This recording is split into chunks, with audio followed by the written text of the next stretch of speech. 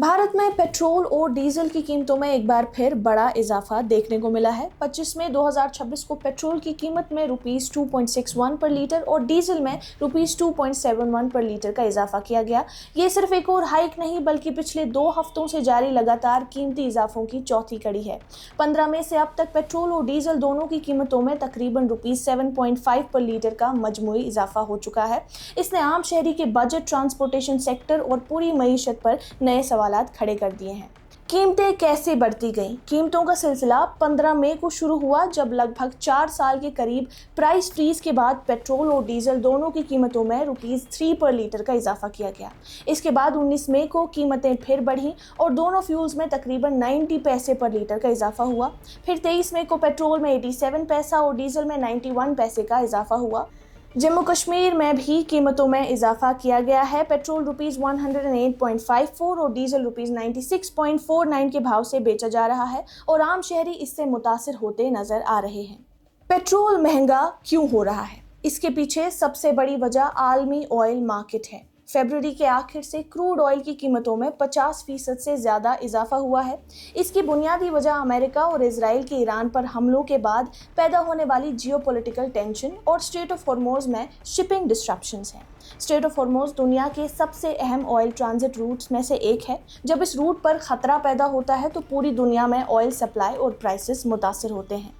दूसरी तरफ भारत के रुपये की कमज़ोरी ने इंपोर्ट कॉस्ट को और ज़्यादा बढ़ा दिया है, क्योंकि भारत अपना ज़रूरत का ज़्यादातर क्रूड ऑयल बाहर से डॉलर में खरीदता है। इसलिए डॉलर मजबूत और रुपया कमज़ोर होने पर फ्यूल और महंगा पड़ता है।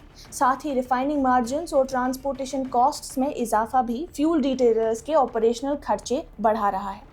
हुकूमत का कहना है कि स्टेट ओन कंपनीज ने 2 से ढाई महीने तक कीमतें नहीं बढ़ाईं ताकि कंज्यूमर्स को इन्फ्लेशन के असरात से बचाया जा सके।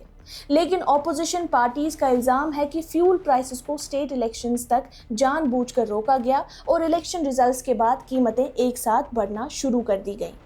ये भी दिलचस्प बात है कि भारत के फ्यूल मार्केट का तकरीबन 90% हिस्सा इंडियन ऑयल, बीपीसीएल और एचपीसीएल के पास है। इन कंपनीज के रेट्स बढ़ते ही प्राइवेट प्लेयर जैसे नयारा एनर्जी और शेल ने भी अपनी कीमतें उसी सिमत में एडजस्ट कर दी हैं।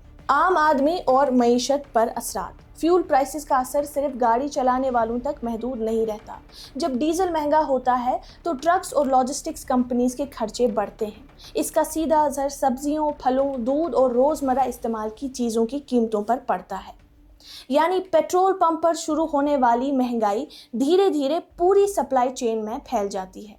इकोनॉमिस्ट्स का ख्याल है कि अगर फ्यूल प्राइसेस इसी रफ्तार से बढ़ती रहीं तो इन्फ्लेशन में मजीद इजाफा हो सकता है, ट्रांसपोर्टेशन सेक्टर पर दबाव बढ़ सकता है और घरेलू बजट्स और कंज्यूमर स्पेंडिंग दोनों मुतासिर हो सकते हैं। माहिरीन के मुताबिक अगले चंद हफ्तों का दारोमदार 2 चीज़ों पर है।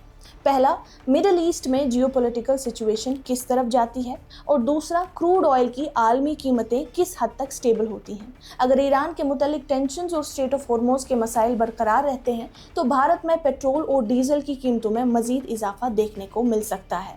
अलबत्ता अगर क्रूड ऑयल प्राइसेस नीचे आती हैं या हुकूमत टैक्स रिलीफ देती है तो कंज्यूमर्स को कुछ राहत मिल सकती है। तो खुलासा ये है कि पेट्रोल और डीजल की कीमतों में ये लगातार चौथा इजाफा सिर्फ फ्यूल मार्केट की खबर नहीं बल्कि भारत की मईशत, इन्फ्लेशन और आम आदमी के रोज़मर्रा खर्चों से जुड़ा हुआ बड़ा मसला है।